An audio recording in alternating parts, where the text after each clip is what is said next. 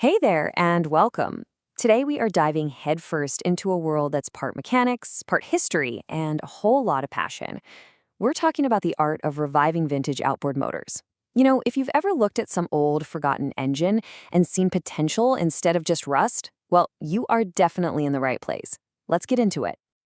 And that just nails it, doesn't it? This isn't just about turning wrenches. It's about connecting with a time when engineering was simpler. You can feel the solid metal, you can actually understand the machine in a way that's pretty much impossible with today's computer-driven engines. It's a real, tangible connection to the past. But this isn't just some fringe hobby for a few enthusiasts. Get this. That number you see, that's the projected market size for outboard motor rebuilds in the US alone by 2033. So what that tells us is that a lot of people are catching on to the fact that it makes sense, both financially and for the environment, to restore a classic instead of just buying a new one. This is a thriving community, and it's growing fast. So first up, let's dig into what makes this whole process so captivating. Why would you pick a dusty old motor over a shiny new one right off the showroom floor? Look, what we're covering here, it goes way beyond what any standard factory manual is going to tell you.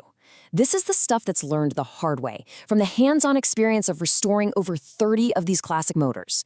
It's the kind of know-how that helps you figure out those weird problems that the books don't even mention. All right, so if you're going to bring an engine back from the dead, you first have to understand what makes it tick. So let's break this machine down into its core parts and take a look at the most common issues you're going to run into. Basically, every vintage outboard is built around these four key systems. You've got the engine block, that's the heart. The fuel system, that's its lifeblood. The ignition system is the spark of life itself. And the cooling system, well, that's what keeps the whole thing from having a meltdown. Getting how these four work together, that's step one to being a great restorer. Now, what's so great about this slide is it basically gives you a roadmap for your restoration journey, because you are almost guaranteed to face one of these three. And I want you to zero in on that middle row, the fuel system. I'm telling you, old gas turning into varnish and clogging up a carburetor, it is hands down the #1 headache you will face. And that brings us to the real heart of this explainer, the tricks of the trade. These are the unique experience-based techniques that will save you hours, maybe even days of frustration. This is the stuff you learn on the workshop floor, not out of some book. So picture this. You've got an engine with good spark, good compression, but it just will not start. So instead of messing around testing every tiny little part, you just swap the entire carburetor assembly from an engine you know runs well. If it fires right up, boom. You've just proved the problem is somewhere in that original carb. This exact method once found a microscopic crack in a float that would have been literally impossible to find otherwise. And when it comes to cleaning that carb, forget about just soaking it in some cleaner.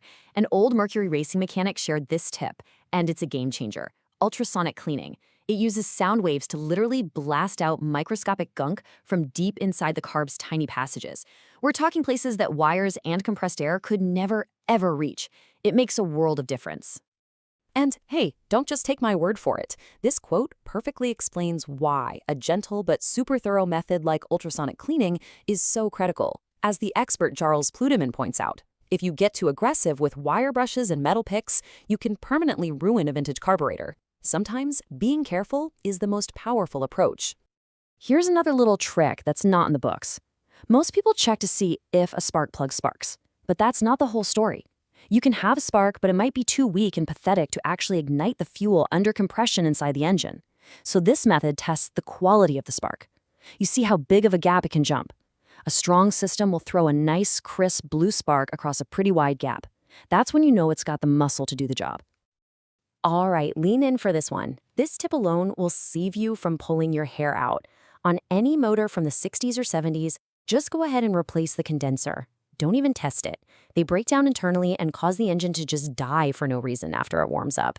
It'll test perfectly fine when it's cool, but it fails under heat. So just replace it. It's a cheap part that gets rid of a phantom problem right from the start. Okay, so we've talked about the techniques. Theory is great, right? But now let's see how this stuff works in the real world. These are actual case studies that show how these methods can save engines that most people would have just thrown on the scrap heap. First patient on the table, a 1962 Johnson Seahorse. And this thing was completely seized up. We're talking pistons frozen solid in the cylinders after sitting for 2 decades in a damp garage. For all intents and purposes, this engine was a boat anchor. Now, the standard fix would be a super expensive reboring of the cylinders. But the unconventional solution? A week-long bath in a powerful homemade mix of automatic transmission fluid and acetone. By just letting this stuff soak in and gently, patiently trying to turn the engine a little bit each day, the pistons eventually broke free, with 0 damage.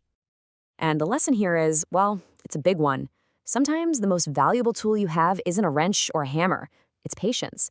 A little bit of creativity and time can save you hundreds of dollars and rescue a cool piece of history from the scrapyard. Okay, next up is an electrical gremlin. This is the kind of problem that drives mechanics absolutely crazy. A 1973 Mercury that would run perfectly for about 20 minutes. Then, like clockwork, it would just die. Let it cool down and it would start right back up. A totally maddening problem. And of course, the manuals had nothing to say about it. So how in the world do you find a ghost like that?